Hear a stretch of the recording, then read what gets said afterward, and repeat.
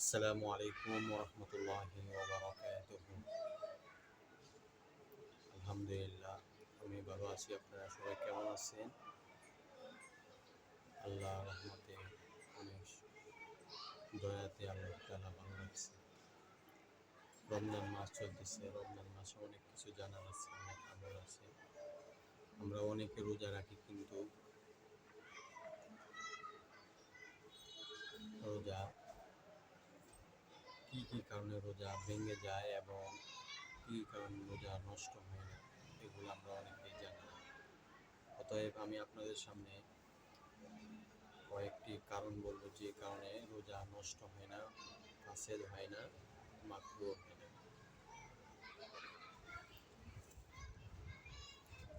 আল্লাহ রাসূল সাল্লাল্লাহু আলাইহি সাল্লাম রোজা রাখছেন, আপনারাও রোজা রাখতেছেন, সাহাবায়ে কেরামও রোজা রাখছেন, আমরাও রোজা রাখতেছি।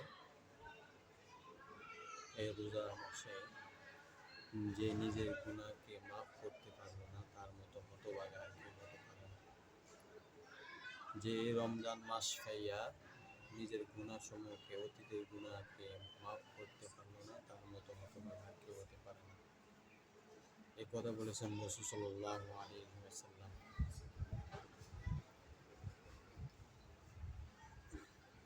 এবং এই রমজান মাসে একটি নফল আদায় করলে, নফল পালন করলে, আল্লাহ রাসূল সাল্লাল্লাহু আলাইহি ওয়াসাল্লাম বলেছেন, তাকে একটি ফরজের সমতুল্য তার আমলনামায় সওয়াব লেখা হবে।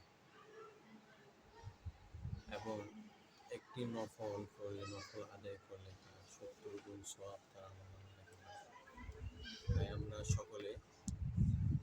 আমরা সকলে বেশি বেশি নফল নামাজ পড়ি এবং ফরজ নামাজগুলোকে জামাতের সহিত আদায় করি। আমি আপনাদের সামনে কিছু কথা উল্লেখ করব, যেগুলো কারণে রোজা নষ্ট হয় না, রোজা ভাঙে না, রোজা ঠিক থাকে, মাকরুহ হয় না। তার মধ্যে একটি হলো মেসওয়াক করা। মেসওয়াক করলে, চাই মেসওয়াকটা কাঁচা হোক, শুকনা হোক, আপনার আমার এই মেসওয়াক করার কারণে আমার রোজা নষ্ট হবে না। আমরা অনেকে ভাবি যে মেসওয়াক করলে রোজা নষ্ট হয়ে যায়। না, মেসওয়াক করলে রোজা নষ্ট হয় না, রোজা ঠিক থাকে। আল্লাহ রাসূল সাল্লাল্লাহু আলাইহি সাল্লাম বেশি থেকে বেশি মেসওয়াক করতেন, ব্রাশ করতেন। মেসওয়াক করার দ্বারা 70টি রোগ আল্লাহ পাক রব্বুল আলামিন এই মেসওয়াকের উসিলায় শেফায়ে কামিলা আজেলা নসিব করেন।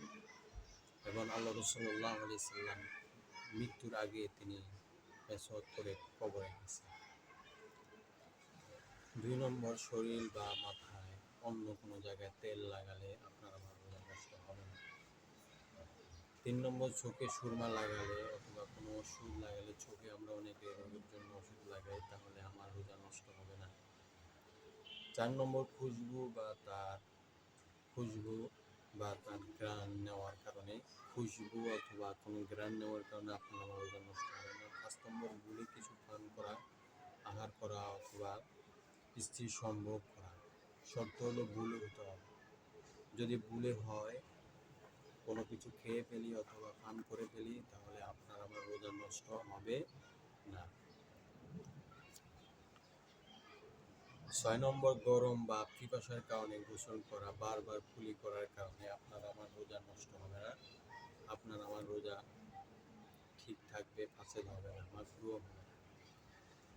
7 নম্বর, অনিচ্ছা বশত গলার ভিতরে ধোঁয়া, বালু অথবা কোনো মাছি যদি প্রবেশ করে, আপনার আমার রোজা নষ্ট হবে না। 8 নম্বর, কানে পানি দেওয়া অনিচ্ছাভাবে যদি চলে যায়, তাহলে রোজা নষ্ট হবে না। কিন্তু ইচ্ছাকৃতভাবে যদি যায়, তাহলে আল্লাহ রাসূল সাল্লাল্লাহু আলাইহি সাল্লাম বলেছেন যে রোজা ধরে নেওয়াটা উচিত, রোজারও ধরে নেওয়াটা ভালো। 9 নম্বর, অনিচ্ছাকৃতভাবে বমি হওয়া, ইচ্ছাকৃতভাবে নয়। যদি অনিচ্ছাকৃতভাবে যদি বমি হয়, ইচ্ছাকৃতভাবে যদি অল্প বমি বের হয়, তাহলে মাকরুহ হয় না। তবে এইরূপ করা ঠিক নয়, উচিত নয়। এগুলো থেকে আমরা সতর্ক থাকবো। 10 নম্বর, স্বপ্নদোষ হলে, যদি স্বপ্নদোষ হয়, যদি আমাদের রাতে ঘুম অথবা দিনে ঘুমের কারণে যদি স্বপ্নদোষ হয়, তাহলে আপনার আমার রোজা নষ্ট হবে না। 11 নম্বর, মুখে থুতু আসলে যদি গিলে ফেলি তাহলে আপনার আমার রোজা নষ্ট হবে না। যদি থুতু অথবা কোনো জিনিস যদি মুখে আসে, যদি গিলে ফেলি তাহলে আপনার আমার রোজা নষ্ট হবে না। 12 নম্বর, রোজা অবস্থায় দাঁত উঠালে রোজা নষ্ট হবে না, কিন্তু যদি দাঁত থেকে যদি রক্ত বের হয়, ফেটে বের হয় তাহলে রোজা নষ্ট হয়ে যাবে। যদি পেটে না যায় তাহলে রোজা নষ্ট হবে না। 13 নম্বর, সাপ ইত্যাদি যদি দংশন করে তাহলে রোজা নষ্ট হবে না।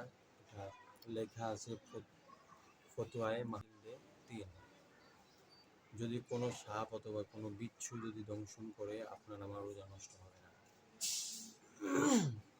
14 নম্বর, পান খাওয়ার পর ভালোভাবে কুলি করা সত্ত্বেও যদি থুতুতে লালভাবে থেকে যায়,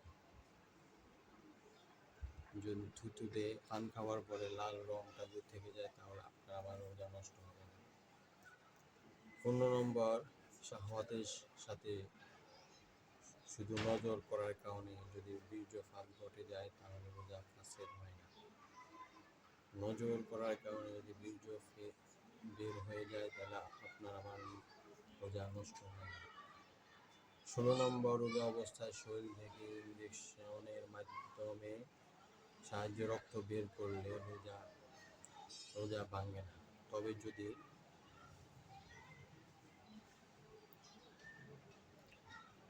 যে সমস্ত কারণগুলো বলছিলাম, যে সমস্ত কারণে রোজা ভাঙে না, এগুলো আমরা ভালো করে দেখব এবং জানব।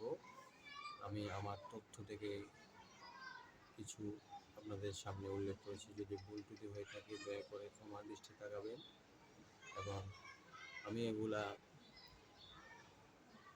অনেক জায়গা থেকে সংগ্রহ করে লিখে আপনাদের সামনে বলছি। আপনারা সকলে এই ভিডিওটা একবার হলেও দেখে যাবেন, ইনশাআল্লাহ অনেক উপকৃত হবেন। ওয়াকিল দাওয়ানা আলহামদুলিল্লাহ।